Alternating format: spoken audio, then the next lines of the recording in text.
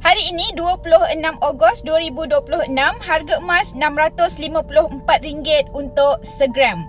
Kenapa emas sesuai untuk semua orang, termasuk anda?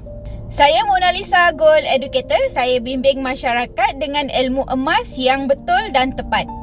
Ramai orang takut pakai barang kemas, takut alergi, takut kulit gatal atau kadang-kadang dia jadi hitam.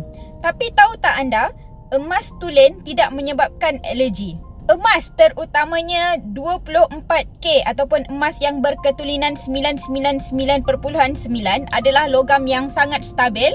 Ia tidak bertindak balas dengan kulit kita. Sebab tu ramai orang boleh pakai emas setiap hari tanpa masalah walaupun kulit mereka kulit sensitif.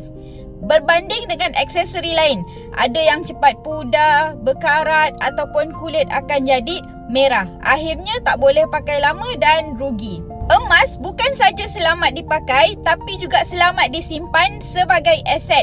Nilainya bukan sekadar cantik di luar tetapi ada harga yang sentiasa mendapat permintaan. Sekarang masih ramai lagi yang tunggu. Nantilah ada duit baru nak mula. Sedangkan harga emas tak pernah tunggu kita. Hari ini kita bertangguh, bulan depan mungkin kita perlu bayar lebih mahal. Nak selamat dan selesa, simpan gold bar, tak perlu pakai, letak je dalam peti besi. Jangan tunggu sempurna, mula kecil pun tak apa. Mula simpan emas pertama anda hari ini. Nak simpan emas, Roger Mona bantu. Kontak info ada di profil.